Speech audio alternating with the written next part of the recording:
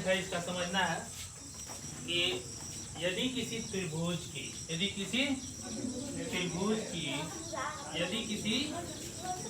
की मान लो एबीसी एक त्रिभुज है। यदि किसी त्रिभुज की एक भुजा, कोई भी एक भुजा मान लेते हैं बीसी है, बिंदु डी तक बढ़ाई जाती है। कहाँ बढ़ाई जाती है? मान लेते हैं ये कोण 1 है और ये क्या है 2 है और ये क्या है 3 है और ये क्या है 4 है। तो यहाँ पे देखो त्रिभुज के अंदर में कौन कौन कोण है 1, 2 और 3 और बाहर में कौन कौन कोण है 4। तो 1, 2 और 3 जो हो गया ये अंतः कोण हो गया और 4 कौन सा हो गया बाह्य कोण, यानी एक्सटीरियर एंगल हो गया और ये इंटीरियर एंगल है। समझ में? तो स्टेटमेंट ये कहता है कि यदि किसी त्रिभुज की एक भुजा बढ़ा दी जाती है तो बढ़ाने के बाद जो बाहर वाला कोण बना होता है यानी जो एक्सटीरियर एंगल बना होता है वो एक्सटीरियर एंगल जो होता है ट्रायंगल के अंदर फारदेस्ट जो अंतः कोण होते हैं इंटीरियर एंगल होते हैं उनके सम के बराबर होता है। आया समझ में? तो किसी त्रिभुज की एक भुजा जब बढ़ाई जाती है तो बाहर में बना कोण यानी बाह्य में बना कोण सुदूर अंतः कोण के योग के बराबर होता है। यानी बाहर जो कोण बनेगा ना वो जो होगा अंदर, इसको छोड़ के दूर वाला ये ना होगा तो इन दोनों के योग के क्या होगा ये आए समझ में? ठीक वैसे ही मान लेते हैं इसको हमने बढ़ा दिया है और इसको मान लिया हमने कितना 5, तो कोण 5 कितने के बराबर होगा जी? कोण 1 और कोण 3 के बराबर होगा। यदि हमने मान लो इसको बढ़ा दिया तो ये कितना होगा कोण 6, तो कोण 6 कितने के बराबर होगा कोण 2 और कोण 3 के बराबर होगा। आए समझ में? तो किसी भी ट्रायंगल का एक साइड यदि बढ़ा दिया जाता है तो उसके द्वारा बना बाह्य कोण जो होता है सुदूर अंतः दो कोणों के योग के बराबर होता है। यानी exterior angle is equal to the sum of the farthest two interior angles of the triangle. यानी बाहर में बना कोण जो होता है त्रिभुज के अंतः मतलब सुदूर अंतः, दूर मतलब फारदेस्ट, ठीक है, अंतः कोणों के योग के बराबर होता है। यही स्टेटमेंट है। ये समझ में आया? ठीक है, पॉइंट इज नोटेड।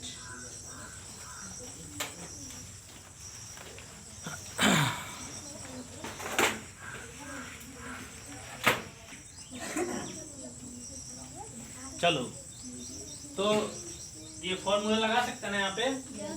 यदि हमको एंगल 2 पता करना है तो एंगल 2 कितने के बराबर होगा जी? 30 और 70, यही ना सुदूर बना। तो 30 और 70 के योग के बराबर होगा, यानी कुल मिला के कितना डिग्री होगा 100 डिग्री होगा। है समझ में? उसी तरह से आपको एंगल 4 बताना है तो एंगल 4 कितने के बराबर होगा जी? 30 और एंगल 1 के बीच। तो सबसे पहले एंगल 1 निकालना पड़ेगा ना। तो एंगल 1 कितना होगा? तो सबसे पहले एंगल 1 निकाल लेते हैं। तो एंगल 1 निकालने के लिए हमको क्या करना पड़ेगा? एंगल 2 पता चल गया ना 100, तो ये 180 में से क्या हो जाएगा घट जाएगा। क्यों? क्योंकि ये वाला और ये वाला लाइन मिलके लीनियर पेयर बना रहा है। तो 100 माइनस 80 यानी कि 100 यानी कितना डिग्री हो गया 80 डिग्री हो गया। एंगल नंबर 4 यदि पता करना है तो 30 और ये 1 नंबर है ना, यानी 30 और 80 मिला के कितना डिग्री हो गया 110 डिग्री। इसी तरह से एंगल कौन सा पता करना है आपको? 3 ना, तो 3 कौन कौन बनाएगा 70 और 80 और 70 और 80 मिलके कितना डिग्री बनाएगा जी 150 डिग्री। है समझ में? 150 डिग्री।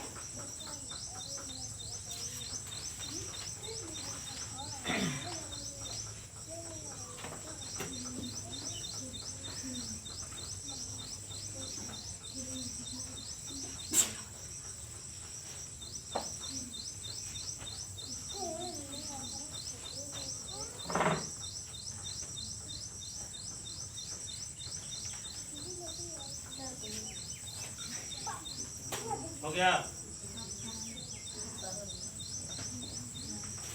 चलो अगला पॉइंट देखते हैं।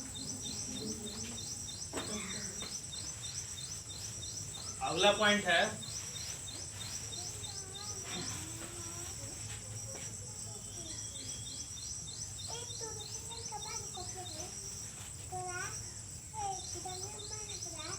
परपेंडिकुलर। इसको हिंदी में क्या बोलते हैं जी? लंब। या शीर्ष लंब इसको कहा जाता है।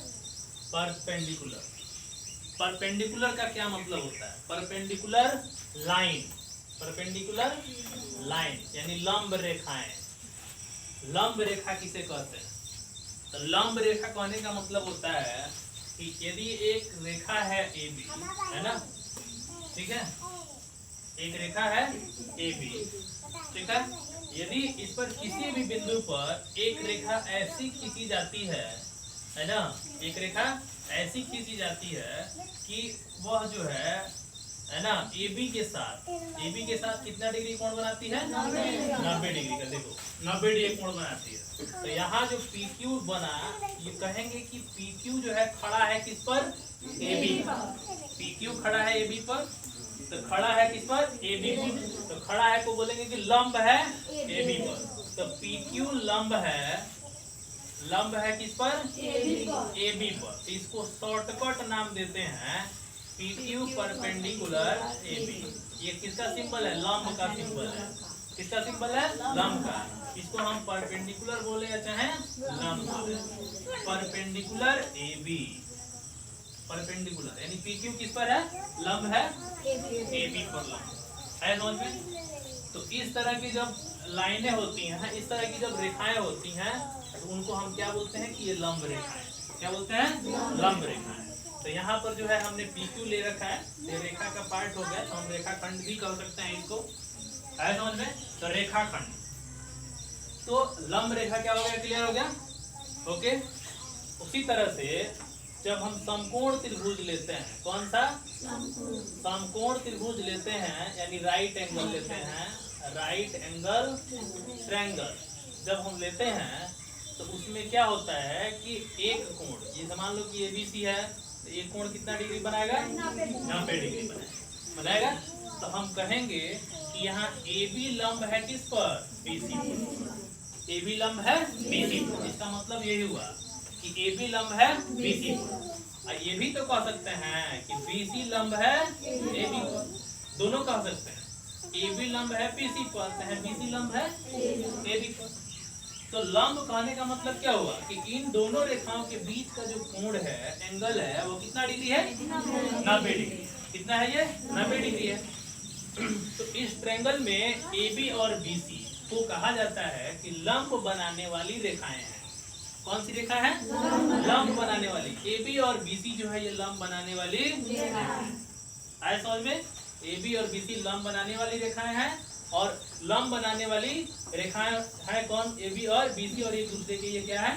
परपेंडिकुलर। तो परपेंडिकुलर का मतलब समझ में आ गया? अब देखो और परपेंडिकुलर कैसे खींच सकते हैं कि जैसे मान लो कि एक ट्रायंगल है ABC, एक ट्रायंगल है ABC, कहा जा रहा है कि AM लंब BC खींचो, AM लंब BC। तो यही ना AM है जी, यहाँ पे 90 डिग्री पर खींच देंगे, तो AM लंब क्या हो जाएगा? BC हो जाएगा। आया समझ में? AM लंब क्या हो जाएगा? BC। AM लंब BC हो जाएगा।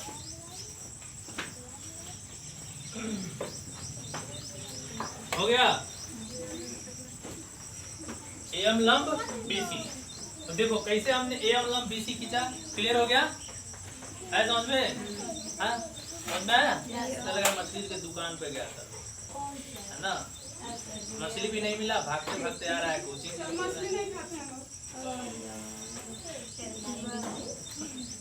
धरती को के मछली नहीं खाई तो क्या खाई? मैंने मछली खाएगा तो देंगे। सारा जीवन का शुरुआत उसी से हुआ है, तुमको मालूम नहीं है क्या? उसका मतलब उसी को खा जाए। हाँ उसी से हुआ है। अब पहले के लोग को पता था कि अना गेहूं धान का होता है, नहीं पता था। तो नदियों के किनारे रहते थे,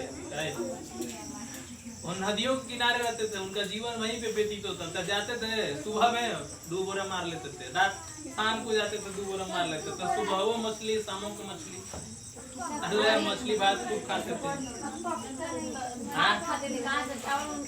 भाई क्या अब कहने का मतलब बंगाल वाले रोज रोज मछली खाते हैं तो क्या पक जाएंगे खाते करते? अरे उन लोग का अहम भोजन है, क्यों जी?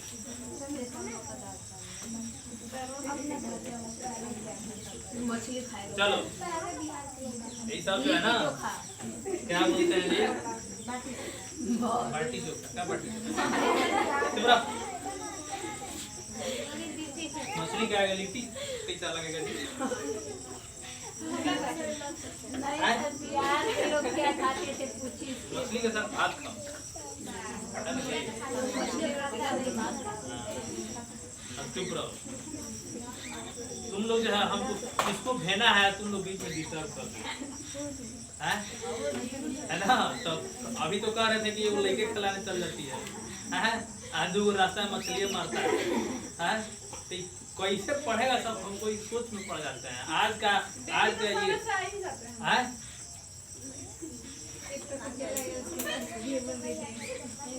ठीक ठीक ठीक। हाँ तो अब यहाँ से कोई बात नहीं, अब मछली वही रख दो। हाँ यहाँ आ जाओ। तो हम लोग बात कर रहे हैं परपेंडिकुलर लाइन के बारे में। तो परपेंडिकुलर हमने यहाँ बताया समकोण त्रिभुज में। यदि ट्रायंगल ऐसा है ना ABC, और इसमें कहा कि AM परपेंडिकुलर BC खींचो, AM परपेंडिकुलर BC खींचो। तो AM परपेंडिकुलर यानी AM लाइन जो हम खींचेंगे वो वर्टिक्स, ट्रायंगल का वर्टिक्स होता है ना, शीर्ष जिसको कहते हैं। ये कोना कोना जो है ना इसको शीर्ष कहते हैं। क्या कहते हैं? तो त्रिभुज में शीर्षों की संख्या कितनी होती है? शीर्ष माने कोना, शीर्ष मतलब कोना। कॉर्नर की संख्या कितनी होती है? 3। ये हो गया शीर्ष। तो AM कहने का मतलब ये लंब कहाँ से खींचा जाएगा? शीर्ष A से खींचा जाएगा। यदि ये कहता कि BM लंब AC खींचो, BM लंब AC खींचो, तो BM B से न खींचते तो ऐसे खींच देते है, समझ में। यदि ये कहता ये AM है ना, इसको M कर देते हैं। और यदि ये कहता कि CP लंब, कौन सा लंब? CP लंब AB खींचो, तो CP लंब, तो CP मतलब C से ना, तो C से कहाँ खींचेंगे? यहाँ पर है, समझ में। तो CP लंब कहाँ खींचो? AB खींचो। तो किस तरह से हम लंब खींचते हैं, क्लियर हो गया। तो लंब खींचने का मतलब एक ऐसी रेखा खींचना है सामने वाली भुजा पर ताकि वो उससे कितना कोण बना ले? तो इसी को बोलते हैं क्या है? लंब है। अच्छा है, खड़ी है। जैसे PQ खड़ी है किस पर? AB पर। तो उसको सही भाषा में क्या बोलेंगे कि PQ लंब है AB पर। और अंग्रेजी में क्या बोलेंगे? PQ परपेंडिकुलर है, समझ में। परपेंडिकुलर क्या होता है? तो परपेंडिकुलर लाइन की खासियत समझ गए हैं? तो परपेंडिकुलर लाइन का मतलब कि एक ऐसी रेखा जो दूसरी रेखा पर खड़ी हो, चाहे लंब हो, या दूसरी रेखा से 90 डिग्री का कोण बना रही हो, तो हम कहेंगे कि वो एक दूसरे से क्या है? लंब है। यहाँ से क्लियर? लंब रेखाएं। अगला पॉइंट, तो लंब रेखा आपको समझते चलना है ना। धीरे धीरे हम अपने टॉपिक पर आ जाएंगे। हम लोग का टॉपिक क्षेत्रमिति है ना। हाँ, सर्कल तो कंप्लीट हो गया और ट्रायंगल का क्षेत्रमिति हम लोग को क्या करना है? कंप्लीट कर लेना है। आया समझ में? चलिए, तो लंब रेखा क्लियर हो गया आपका। हाँ, आइए अब थोड़ा सा हम लोग बात कर लेते हैं समकोण त्रिभुज के बारे में। किसके बारे में? समकोण त्रिभुज के बारे में, राइट एंगल के बारे में, राइट एंगल ट्रायंगल के बारे में, राइट एंगल। और ये तो बात आप लोग को अच्छे से भली भांति पता होना चाहिए कि 10 वालों को कि अभी लास्ट क्लास में हम लोग राइट एंगल पर बात किए है ना। जब हम लोग सिमिलर पढ़ रहे थे, सिमिलर ट्रायंगल पढ़ रहे थे, तो उसमें हमारा पाइथागोरस थ्योरम भी आया था। ठीक है, चलिए बाकी जो लोग नहीं पढ़े हैं वो सीखें कि राइट एंगल ट्रायंगल की क्या खासियत होती है। खासियत होती है ना जी, है क्या खासियत होती है? सबकी अपनी अपनी खासियत होती है। हाँ, क्या जी, तुम्हारा कौन सा खासियत है? रोज दूध बेलना खाती है। हाँ, ठीक है। तो सबकी अपनी अपनी खासियत होती है, तो इसके भी अपनी अपनी खासियत है। तो ये राइट एंगल ट्रायंगल है। तो राइट एंगल ट्रायंगल के बारे में तो कल हम लोग पढ़ चुके थे। अब कोई ये कहेगा कि सारी किस चिड़िया का नाम है, तो उसको पक्का बांस से पिटाएगा, है ना। समझ में? देखो, तो ये राइट एंगल ट्रायंगल है। कल हम लोग बात किए थे कि वह त्रिभुज जिसका एक कोण 90 डिग्री के बराबर है उसको हम क्या कहते हैं? समकोण त्रिभुज कहते हैं। समकोण त्रिभुज कहते हैं। तो ये स्पेशल ट्रायंगल है, देख लो ध्यान से। कौन सा ट्रायंगल है? स्पेशल। सभी ट्रायंगलों से ही स्पेशल ट्रायंगल है। तो ई कहता है ना कि ABC एक राइट एंगल ट्रायंगल है, B पर 90 डिग्री है। कहाँ पर 90 डिग्री है? B पर 90 डिग्री है। तो ई कहता है कि देखो अब 90 डिग्री के सामने है ना, तो हमारा नाम कर्ण है। क्या है? कर्ण है। इसको अंग्रेजी में क्या कहते हैं? हाइपोटेनस कहते हैं। तो ये त्रिभुज वाला कर्ण है, एगो महाभारत वाला कर्ण थे, है ना। इस धरती पर कोई वीर था तो कौन थे? कर्ण वीर। कर्ण जो है एकदम दानी थे, उनको दानवीर कर्ण कहा जाता है ना। दानवीर जो है का कर्ण नाम इसलिए पड़ा ना कि वो जो है कुंती के कान से पैदा हुए थे। हाँ, कान से। सबसे बड़ा इस धरती का कोई दानी है तो वो कौन है? है ना। वो यहाँ तक जो है मतलब जो इतना दान कर दिए हैं कि अपनी जो सुरक्षा कवच था, कवच कुंडल जिसको कहते हैं, उन्होंने उसको भी क्या कर दिया था? दान कर दिया था। ऐसा दानी अभी तक कोई नहीं बना। ठीक है, तो कर्ण सबसे बड़ा दानी थे। महाभारत के सबसे बड़े दानी कौन थे? चलो, लेकिन अच्छे लोग की मतलब दुनिया में कोई नाम नहीं होती है। ठीक है, अंतर इतना ही था कि जो है वो दुर्योधन के साइड में पैदा हुए थे, है ना।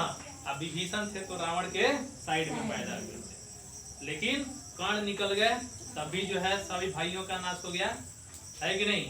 इधर से विभीषण निकल गए तब सभी भाइयों का नाश हो गया। इसलिए कहा जाता है कि भाई का पूंछ नहीं छोड़ना चाहिए। भाई बहुत बड़ा सहारा होता है कि नहीं। तो कर्ण एक तरीके से कुंती के पुत्र थे, तो भाई न हुए जी, हैं? किसके भाई हुए? पांचों पांडव के, है ना। तो भाई जो होता है बहुत बड़ा सहारा होता है। जिसका भाई छूट गया उसका विनाश निश्चित, है ना। लेकिन जब से महाभारत हुआ तब से भाई भाई अलग। ऐसा घर नहीं है जहाँ पे जो है नहीं होता है कि नहीं। कोई ऐसा होगा, लेकिन कोई एक आदमी चाहता भी है तो बाकी 4 आदमी नहीं चाहता है कि कमा है ना। सबसे बड़ा का हाथ इसमें किसका होता है? देखो, कहने का मतलब 4 गो भाई है ना, तो एगो माई बाबू जी का पुत्री होगा तो उसका दिमाग एक जैसा होगा। लेकिन जब वो के ब्याह हो जाता है तो मेहरारू जो होती है ना दूसरे दिमाग की आ जाती है। और जब दूसरे दिमाग की आ जाती है तो वो अपना दिमाग लगाने लगते हैं। मान लो 4 भाई है तो पहले से प्रेम रहा होगा ना जी, तो चारों का एक जैसा काम करेगा। लेकिन जहाँ वो आ जाएगी तो वो कहेगी कमा के हमारे दे, है ना। तो बस यही तो खात्मा का कहानी है। हर एक औरत के पीछे मतलब यही हाथ है। नहीं है 100 में 99 मिल जाएगा, ठीक है। अब मान लो अब एगो जो है कौन नहीं चाहेगा कि जो है कौन औरत नहीं चाहेगी सारा कमाई हमको मिल जाए, है? ऐसा कुछ नहीं है, ठीक है ना। सब कोई जाएगा ना तो हमको बता देना। हम अपनी मम्मी को देखा, अभी भी हम लोग ज्वाइंट फैमिली में, पापा अकेले ही कमाते हैं। हाँ, मेरे चाचा नहीं कमाते। चलो ऐसे मतलब बिरले ही ऐसा मिलता है 1%, बाकी तो जिस घर में पले है उसी घर का ना चाहिए। लेकिन ऐसा नहीं होना चाहिए, ठीक है। मान लो अलग ही बना के खा रहे हो तो कोई दिक्कत नहीं है, लेकिन जो प्रेम व्यवहार है ना वो रखे रहना चाहिए। पर हाँ, भले बाहर के दूसरा लोग से दोस्ती है, अपने भाई से दोस्ती नहीं, ऐसा होता है। खैर उसका कहानी छोड़ो, हम लोग बात कर्ण की कर रहे थे, तो कभी कभी जो है हमें इनसे भी सीख लेना चाहिए। चलिए आइए, हम संपूर्ण त्रिभुज के बारे में बात कर रहे थे, कर्ण के बारे में, है ना। कर्ण क्या होता है? तो संपूर्ण त्रिभुज में जो 90 डिग्री का कोण होता है उसके सामने वाली भुजा को क्या कहते हैं? कर्ण कहते हैं। और बाकी जो 2 भुजा होता है ना, ये एक दूसरे पर खड़ा है कि नहीं है? तो ये खड़ा है, ये सूतल है। देखो ये खड़ा है तो ये सूतल है, तो सूतल है तो कह देते हैं कि आधार है, क्योंकि इसी के आधार पर टिका हुआ है, तो इसको हम क्या कह देते हैं? बेस। तो एक भुजा कर्ण हो गया, दूसरा भुजा आधार हो गया, और तीसरा भुजा क्या हो गया? परपेंडिकुलर। आए समझ में? परपेंडिकुलर।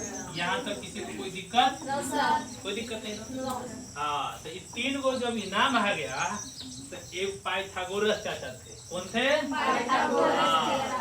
पाइथागोरस चाचा। अभी दिमाग लगा दिए, है ना। पाइथागोरस ये दिमाग लगा दिए, क्या कहे? कहे ना कि इसमें जो कर्ण होता है उसका स्क्वायर करोगे ना तो उसका स्क्वायर इस है ना, कर्ण का जो स्क्वायर है इस लंब के स्क्वायर और आधार के स्क्वायर के योग के कौन बताया?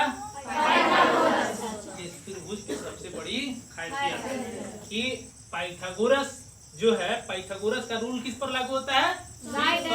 समकोण त्रिभुज पर लागू होता है। तो कर्ण का जो वर्ग होता है, वर्ग समझाया ना क्या होता है? उसी संख्या को उसी संख्या में गुणा कर दो तो वर्ग हो जाता है। तो कर्ण को 2 बार गुणा करो, लंब को 2 बार गुणा करो, आधार को 2 बार गुणा करो। तो लंब का स्क्वायर का वर्ग, आधार के स्क्वायर का वर्ग जोड़ोगे तो कितने के बराबर हो जाएगा? कर्ण के बराबर हो जाएगा। तो इसी को बोलते हैं पाइथागोरस थ्योरम। पाइथागोरस प्रमेय पर यह लागू होता है। तो पता चल गया समकोण त्रिभुज में कर्ण, आधार और ये लंब। और पाइथागोरस थ्योरम के अनुसार, पाइथागोरस थ्योरम से यानी हिंदी में इसको प्रमेय कहते हैं, पाइथागोरस प्रमेय से कर्ण का वर्ग जो होता है लंब के वर्ग और आधार के वर्ग के योगफल के बराबर। यहाँ तक क्लियर हो गया? ये वाला टर्म जरा तुरंत नोट कर लो, ये भी नोट कर लो, नोट कर लो।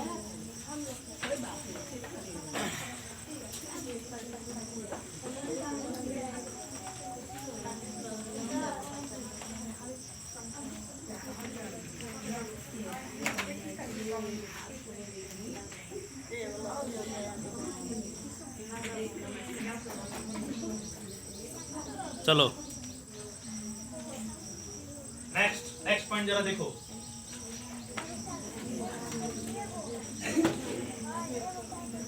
जैसे मान लीजिए कि इक्विलैटरल ट्रायंगल है। इक्विलैटरल ट्रायंगल का मतलब जिसकी तीनों भुजा आपस में है ना, ये इक्विलैटरल ट्रायंगल है क्योंकि AB बराबर है BC या BC बराबर है AC। इसीलिए ABC कौन सा त्रिभुज है? इक्विलैटरल, यानी हिंदी में कहते हैं उसको समबाहु है। समझ में? इक्विलैटरल ट्रायंगल, इक्विलैटरल ट्रायंगल है। अब यहाँ गौर से समझना है, कुछ पॉइंट है, इसको समझिए ध्यान से। कि मान लीजिए ये इक्विलैटरल ट्रायंगल है, ये इसके बराबर और ये इसके बराबर। आपको पता होना चाहिए कि तीनों कोण बीच में क्या होता है? बराबर। अब यहाँ कॉन्सेप्ट समझना है कि यदि इसमें किसी भी शीर्ष से सामने वाली भुजा पर लंब डाली जाती है, जैसे मान लीजिए कि A से सामने वाली भुजा BC पर लंब डाली गई AM, ठीक है? यानी AM यदि है ना, यदि AM लंब BC यदि होगा, AM लंब BC होगा, तो ध्यान देना है कि यदि AM लंब BC हो गया ना, किसमें? इक्विलैटरल ट्रायंगल में। इक्विलैटरल ट्रायंगल के किसी भी शीर्ष से सामने वाली भुजा पर जब लंब खींची जाती है ना, तो वह सामने वाली भुजा को 2 बराबर भागों में क्या कर देता है? बांट देता है। तो BM किसके बराबर हो जाएगा? MC के बराबर हो जाएगा। आया समझ में? BM किसके बराबर हो जाएगा? MC के बराबर हो जाएगा। यहाँ ध्यान से देखना है, BM और MC ये दोनों क्या हो गए? बराबर हो गए, क्योंकि AM लंब किस पर है? BC। ये सिर्फ किसके लिए लागू होगा? समबाहु। और ये सभी शीर्ष से खींचे जाएंगे जब सभी शीर्ष से, तो ये सबको क्या करेगा? 2 पार्ट्स में डिवाइड कर देगा। यदि मान लो ये N है और ये P है, तो N कहने का मतलब यदि BN लंब हो गया AC पर ना जी, तो AN किसके बराबर होगा? NC के बराबर होगा। आया समझ में? AN बराबर NC। यदि तीसरा वाला भी होगा ना, तीसरा वाला कौन सा है? CP लंब हो गया किस पर? AB पर, तो AB 2 पार्ट्स में क्या हो जाएगा? AP बराबर PB। आया समझ में? तो ये इक्विलैटरल ट्रायंगल है। यदि AM लंब BC होगा तो ये इसको अंग्रेजी में कहते हैं क्या? कि ये जो परपेंडिकुलर लाइन है ना, ये सामने वाली भुजा को बाइसेक्ट कर देती है, इक्वली बाइसेक्ट कर देती है, यानी समद्विभाजित करती है। हिंदी में बोलते क्या है? समद्विभाजित करती है। इसको बोला जाता है समद्विभाजित करना। इन दोनों को क्या करती है? सम मतलब बराबर, द्वि मतलब दुगो, भाजित मतलब होता है काटना। समद्विभाजित कर देती है। तो CP AB को समद्विभाजित कर देती है, BN AC को समद्विभाजित कर देती है, और AM BC को समद्विभाजित कर देती है, यानी बाइसेक्ट कर देती है, इक्वली बाइसेक्ट कर देती है। तो ये भी बोल सकते हैं कि CP इज द, है ना, bisector. CP is the bisector of AB, है ना, इक्वली बाइसेक्टर ऑफ AB बोल सकते हैं। आया समझ में? अब देखो यही कहानी, यदि ये समद्विबाहु त्रिभुज हो जाए, ABC एक समद्विबाहु होगा, तो समद्विबाहु कहने का मतलब ये बराबर है, ये बराबर नहीं ना है, ये अलग है। तो ABC यदि समद्विबाहु यानी आइसोसेलेस हो जाए, क्या हो जाए? आइसोसेलेस हो जाए, समद्विबाहु त्रिभुज है यानी आइसोसेलेस है, तो इसका कहने का मतलब ये है कि यदि AB लंब BC खींचा जाए, है समझ में? AB लंब AM लंब यदि BC खींचा जाए तो BM किसके बराबर होगा? MC के बराबर हो जाएगा ना जी। BM जो है MC के बराबर हो जाएगा। लेकिन यदि हम सोचे कि BN लंब AC खींचे तो क्या बराबर हो जाएगा? ये कतई सही नहीं हो सकता, क्योंकि ये दोनों भुजा बराबर है, इसीलिए ये दोनों भुजा जिस भुजा पर खड़ी होगी, है ना, ये और ये दोनों भुजा का दोनों जहाँ पे मिल रहा होगा उसी सिर से खींचेंगे, तभी जाकर के ये दोनों बराबर होगा। तो इसमें सिर्फ एक ही में पॉसिबल होता है, इसमें जो है सब में पॉसिबल होता है। आया समझ में? किस तरह से जो है परपेंडिकुलर बाइसेक्टर है। आया समझ में? यदि लंब खींचे तो इसको परपेंडिकुलर बाइसेक्टर बोलते हैं, ये भी परपेंडिकुलर बाइसेक्टर है। तो इसमें सिंगल मिलेगा हमको, इसमें जो है हमको तीनों सिर से मिल जाएगा। तो हम लोग क्या सीख रहे हैं? परपेंडिकुलर बाइसेक्टर, है ना, of the sides from the vertices of the triangle. ठीक है, शीर्षों से, त्रिभुज के शीर्षों से लंब खींच रहे हैं और सामने वाली भुजा को समद्विभाजित करा रहे हैं। यदि इक्वली समद्विभाजित हो रहा है, यदि तीनों भुजा समद्विभाजित हो गया तो सिर्फ इक्विलैटरल ट्रायंगल में ही ऐसा है, ऐसा समद्विबाहु में नहीं होता है। सिर्फ जो है ना, जो असमान भुजा होती है, असमान भुजा के सामने वाले सिर से जब लंब खींचा जाएगा, सिर्फ खींचा जाएगा, तो वह लंब असमान भुजा को ही 2 पार्ट्स में क्या करेगी? डिवाइड करेगी। सेटमेंट क्लियर? ये सब आपको काम देगा जब हम लोग क्षेत्रफल पढ़ेंगे तब, है ना। तो ये सब अभी मरचा मसाला जुटा रहे हैं सब्जी बनाने के लिए, समझ में आया? ये काहे समझा रहे हैं? तो ये सब मरचा मसाला है, सब्जी बनाना है ना जी। यहाँ पे कोई दिक्कत? चलिए अगला चैप्टर हम लोग का कल शुरू होगा, परिमाप और क्षेत्रफल में क्या अंतर है। नोट कर लो।